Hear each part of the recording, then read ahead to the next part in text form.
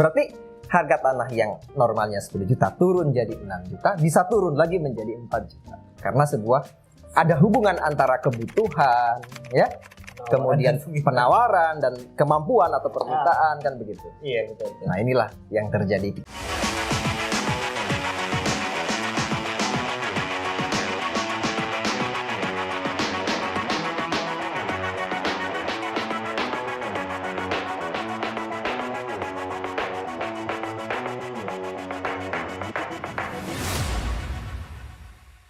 Oke, Pak Is, seperti kita tahu lah, analisa kan dua macam tuh, ya kan? Yang satu teknikal, yang satu fundamental. Ya. Ya, teknikal itu kan saya, ya dengan komputer, dengan candlestick segala macam itu saya bisa duga. Misalnya nih kondisi real sekarang, ini kalau market masih bertahan di atas 18.00 minimal bisa ke, ya minimal banget ke 18.15, kejarannya memang ke 18.30, naik lagi ke 18.50. Kalau turun saya sudah ada dugaannya, batas-batasnya. Untuk menghitung resiko gampang. Tapi kalau misalnya yang satunya fundamental, itu kita nggak ada angkanya loh. Misalnya ada suku bunga kenaikan, kalau suku bunga jadi naik, emas turun, tapi nggak ada angkanya. Dan kalau suku bunga itu bener-bener, ya istilahnya kan rahasia mereka itu. Kita nggak tahu kapan mulai dinaikkan, kapan mulai diturunkan. Bener-bener kita kayak tebak-tebakan ini. Nah, tapi saya dengar dari teman-teman yang di lapangan, banyak nasabah justru lebih suka transaksi ketika menunggu ada fundamental bagus gitu. Jadi setiap hari saya cek fundamental, saya umumkan, oh nanti malam ada high impact. Nah, itu malah justru banyak teman-teman yang nasabahnya ramai nunggu itu transaksi itu. Nah, menurut Pak Is, sebenarnya lebih mantep mana, lebih menguntungkan mana, dengan teknikal atau fundamental? Oke. Jadi teknikal ini terkesan sebagai kegiatan menghitung ya. Betul. Kegiatan menghitung atau hitung-hitungan. Teknikal. Fundamental ini adalah kejadian-kejadian yang kerap kali terjadi. Kemudian diperhatikan kejadian-kejadian tertentu, efeknya bagaimana dan sejauh apa, kan begitu. Tetapi nah, sejauhnya itu sering sejauhnya ini ya, yang namanya sejauhnya ini kan berarti artinya begini. Banyak di sebuah media itu masih saja keduanya ini merupakan aliran gitu. Aliran teknikal sama aliran fundamental. Sederhananya gini Pak Ian. Misalnya nih, ada sebidang tanah, gitu ya, di lingkungan Pak Ian itu harga pasarannya per meternya itu 10 juta. Oke. Suatu ketika ada orang yang BU nih, butuh uang nih. Dia ingin menjual tanahnya itu di bawah harga pasaran. Ingin jual cepat. Uang ya. Dibukalah penawaran sama dia dengan harga 6 juta. Supaya orang segera beli gitu ya. Karena memang dia butuh dan orang segera beli. Secara fundamental, secara teknikal, itu harga murah atau harga murah? Oke, itu secara teknikal. Karena berbasis perbandingan antara harga pasaran dengan harga yang ditawarkan. Fundamental itu begini. Pas kejadian ada penawaran 6 juta per meter ya. Pak Ian ini punya uangnya cukup per meternya kalau harganya 3 juta. Penawaran sadis. Ini satu sisi, ini ada penawaran dengan harga yang dinilai lebih murah daripada harga pasaran. Iya, kalau apa istilahnya FJN force jual beli itu nawar sadis. Nah, nego sadis. Tapi Pak Ian adanya emang segitu. Ada modalnya memang hanya 3 juta per meter, baru cukup nih duitnya untuk beli tanah itu. Nih, kalau mau ambil gitu. Nah, fundamentalnya itu ibaratnya seperti itu. Kenyataannya seperti itu gitu. Pertanyaannya, apakah Pak Ian jadi beli tanah itu atau bisa beli tanah itu? Kalau kita ngomong hitung-hitungan sih enggak, kecuali ya namanya usaha pasti ada jalan. Nah, kan begitu kan? Iya. Nah, kemudian semua orang yang di sekitarnya ini kemampuan uangnya sama seperti Pak Ian. Mereka kemampuannya hanya bisa beli tanah itu kalau harga per meternya 3 juta atau 4 juta. Bahkan ada yang punya kemampuan hanya 2 juta. Pertanyaannya, tanah itu segera terbeli nggak? Bisa split. Enggak, itu kan case yang berbeda dong. Iya. Tapi kalau misalnya dibeli semua dengan, ya bayangin aja, itu negosiatif banget loh.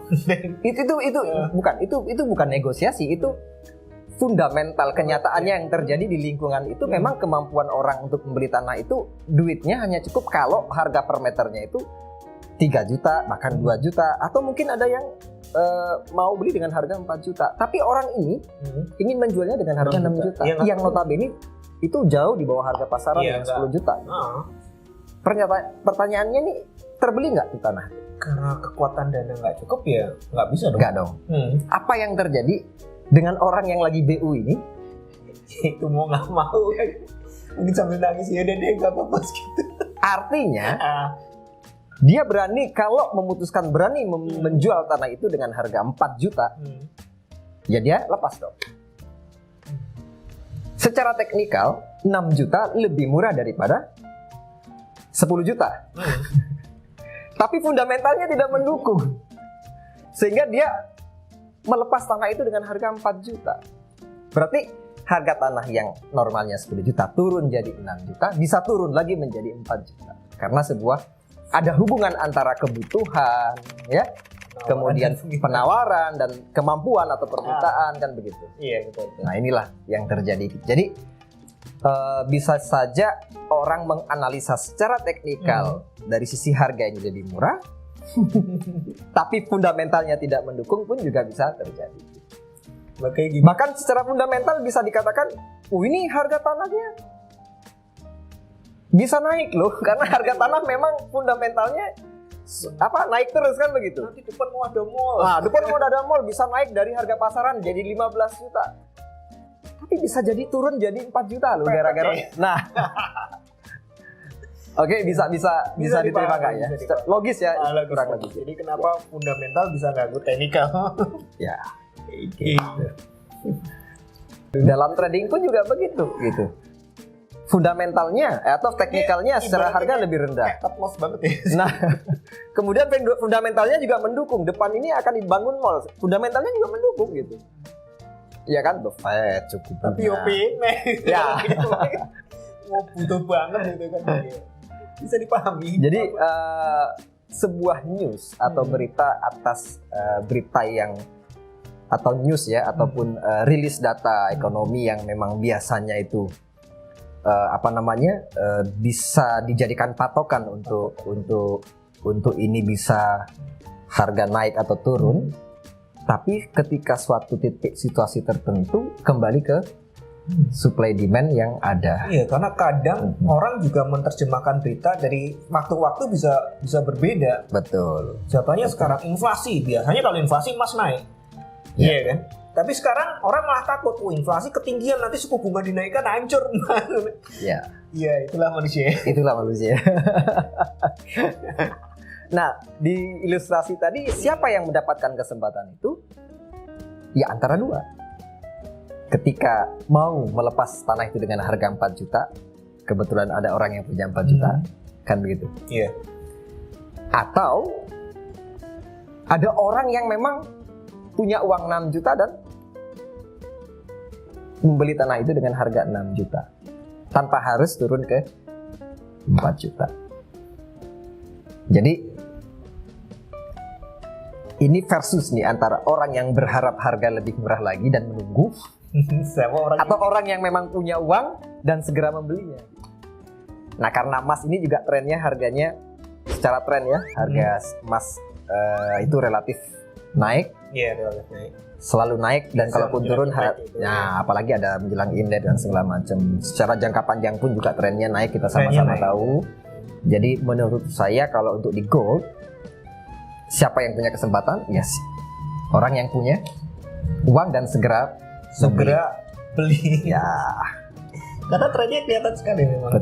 Dan sinyal selnya sudah lama mulai menipis gitu loh. Bahkan untuk hari ini sinyal buy-nya lebih terang. Ya. Gitu kan. Ya jadi gitu. Intinya keberanian untuk segera ngambil kesempatan itu ya. Betul. Keberanian untuk mengambil kesempatan, tapi tetap ada dasarnya. Ada dasar. Orang berani karena memang dia punya dana yang cukup, kan begitu ya. Apalagi juga didukung dengan analisa, dengan pemahaman analisa, ya keberaniannya akan lebih tinggi lagi ya, kepercayaan dirinya. Nah, itu tugas saya Pak Is. Ya. Jadi di channel saya share itu. Ya. Oke, tadi ngobrolnya udah ya tentang analisa ya. Yang intinya adalah bagaimana mana nih yang lebih baik nih, analisanya harus tepat atau pandai memanfaatkan peluang ketika memiliki dana yang cukup. Dua-duanya penting. Ilustrasinya tadi juga sudah jelas. Tinggal Anda ingin menjadi nasabah yang seperti apa? Jago analisa atau pandai memanfaatkan peluang? Oke, sekian obrolan kita kali ini.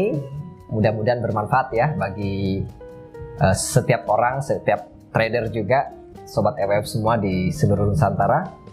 Ngomong-ngomong, iya, jadi nggak usah khawatir tentang analisa. Cukup subscribe punya saya. Karena setiap hari saya akan berikan analisa kira-kira market mau kemana, batasan atas, batasan bawahnya saya sampaikan semua Pak. ya, Bahkan kalau Sabtu pun saya buat untuk yang mingguan. ya, Tapi minggu ya saya izin Pak. ya. Mau rekreasi, istirahat. Jadi kalau analisanya tepat, bisa ngirit modalnya, Iya. bisa ngirit waktunya, kan Dan gitu kan? Anda juga bisa perhitungkan modalnya perlu berapa, saya ambil berapa dengan analisa itu. Oke, sekian channel kita kali ini. Mana promisimu? Itu tadi udah. Oh udah. Kan udah ngomong. Oh udah. Oke. Up, down, buy, sell, and take your profit.